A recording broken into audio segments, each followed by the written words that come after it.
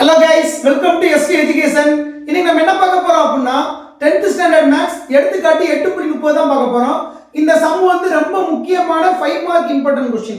ஓகேவா? நம்ம ஒரு லாஸ்ட் ஒரு 3 டேஸாவே நமக்கு வந்து important question half yearly exam போட்டுக்கிட்டு இருக்கோம். சோ அதுல வந்து நம்ம வந்து இந்த ஒத்த சம் மட்டும் மிஸ் பண்ணிருந்தோம். சோ அந்த சம் என்னன்னு நீங்க பார்க்கலாம் வாங்க. இந்த சம் என்னன்னா நிகழ்தகவு கணக்கு. ஓகேவா? நிகழ்தகவுனா நமக்கு என்ன தெரியும்? இப்போ ஒரு P of A ன்றனா P of A = N of A by N of S ன்னு சொல்லிட்டு ஒரு கூறுவிலையை வச்சு நம்ம வந்து ஒரு இதுக்கு வந்து நிகழ்தகவு கண்டுபிடிக்கணும். அதே மாதிரி தான் 50 மாணவர்கள் உள்ள ஒரு வகுப்பில் 28 பேர் NCC யிலும் 30 பேர் NSS யிலும் 18 பேர் NCC மற்றும் NSS யிலும் சேர்கிறார்கள். ஓகேவா? ஒரு மாணவர் சமவாய்ப்பு முறையில் தேர்ந்தெடுக்கப்படுகிறார் எனில் அவர் NCC யில் இருந்து ஆனால் NSS யில் இல்லாமல். இரண்டாவது क्वेश्चन NSS யில் இருந்து ஆனால் NCC யில் இல்லாமல். தேர்ட் क्वेश्चन ஒன்றில் மட்டும் சேர்ந்திருப்பதற்கான நிகழ்தகவு. அதாவது ஒரு கிளாஸ்ல மொத்தம் 50 பசங்க. ஓகேவா? அதுல வந்து ஒரு ஸ்பெசிஃபிக்கான பசங்க வந்து NCC ல இருக்காங்க, ஒரு சிலவங்க வந்து NSS ல இருக்காங்க, ஒரு சில பசங்க வந்து ரெண்டுலயும் சேர்ந்து இருக்காங்க. அப்படி இருந்தா அப்படின்னா ஃபர்ஸ்ட் கணக்கு என்ன கேக்குறாங்கன்னா NCC ல இருந்து NSS ல இல்லாம இருக்க. இரண்டாவது கணக்கு NSS ல இருந்து NCC ல இல்லாமல் இருக்க. மூன்றாவது கணக்கு ஒன்றில் மட்டும் சேர்ந்திருப்பதற்கான நிகழ்தகவு. இப்போ நம்ம NSS NCC போறதுக்கு பதிலா A வந்து NSS சேர்ந்த மாணவர்கள் போடலாம், B வந்து A வந்து NCC சேர்ந்த மாணவர்கள், B வந்து NSS சேர்ந்த மாணவர்கள் வச்சுக்கிறோம். ஓகேவா? இப்போ மொத்தம் ஒரு கிளாஸ்ல எத்தனை பேர் இருக்காங்க? 50 பேர் இருக்காங்க. அப்ப அது கூறுவழி எத்தனை? 50. அப்ப N of S = 80. 50 சரியா? N of S = எவ்வளவு? 50. இப்போ அடுத்து 28 பேர் NCC ல இருக்காங்க. NCC நம்ம என்ன சொன்னேன்? A சொன்னா அப்ப N of S = 28. 30 பேர் NSS ல. NSS என்னது? B தானே. அப்ப N of B வந்து 30. ஓகேவா? 18 பேர் NCC மற்றும் NSS ரெண்டுலயுமே இருக்காங்க. ரெண்டுலயுமே இருந்தா என்ன வரும்? வெட்டு வரும். N of A வெட்டு B = 18. ஓகேவா? புரிஞ்சா? இப்போ நம்ம இதுக்கு வந்து நமக்கு வந்து N of A தான் தெரியும். இப்போ இதுக்கு வந்து நிகழ்தகவு கண்டுபிடிச்சுடுவோமா? P of A = N of A by N of S. N of A எத்தனை? 28. N of S எத்தனை? 50. அப்ப 28 by 50. P of B = N of B by N of S. N of B எத்தனை? 30. N of S எத்தனை? 50. அப்ப 30 by 50. அடுத்து N of A வெட்டு B கண்டுபிடிக்குமா?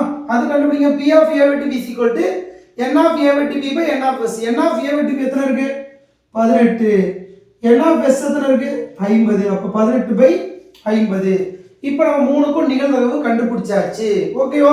இப்போ கணக்குல என்ன கேட்காங்கன்னா அவங்க வந்து NCC ல இருக்காங்க ஆனா NSS ல இல்ல அப்படின்றாங்க. ஓகேவா? அப்போ NCC ல இருக்காங்க ஆனால் NSS ல இல்ல. அப்ப இல்லன்னு சொல்றீங்க மேல கோடு போட்டுருக்கோம். புரிஞ்சா? NCC ல இருக்காங்க ஆனால் NSS ல இல்லை. இங்க பாருங்க NSS ல இருக்காங்க ஆனா NCC ல இல்ல. NCC ல இருக்காங்க ஆனா NCC ல இல்ல ஆனா NSS ல இருக்காங்க. புரியுதா? அதுக்காக தான் நம்ம வந்து டினோட் பண்றோம். இப்போ இதுக்கு ஃபார்முலா வந்து P of A வெட்டு B டேஷ் நம்ம புரிஞ்சிருச்சு. இப்போ நம்ம எதுல கோடு போடல? A ல தான கோடு போடல. அப்ப முதல்ல எழுதிக்கணும். எழுதிட்டு இத சேர்த்து எழுதிடணும். அந்த B ல உள்ள டேஷ் மட்டும் க்ளீன் பண்ணிடணும். ஓகேவா?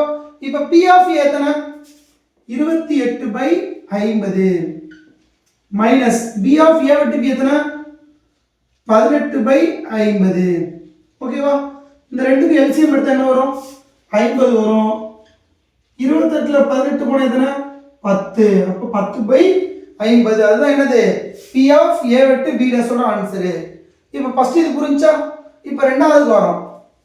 அவங்க NSS ல இருக்காங்க ஆனா NCC ல இல்ல. முதல்ல நீங்க P of A வெட்டு B போட்டுக்கோங்க. இப்போ அவங்க எதுல இருக்காங்க? NSS ல இருக்காங்க. அப்ப எதுல இருக்காங்களோ அதுக்கு மேல கோடு போடக்கூடாது, எதுல இல்லையோ அதுக்கு மேல கோடு போடணும். ஓகேவா? இப்போ இந்த கோடு போடாத புள்ளி என்ன புள்ளி? B புள்ளி தானே.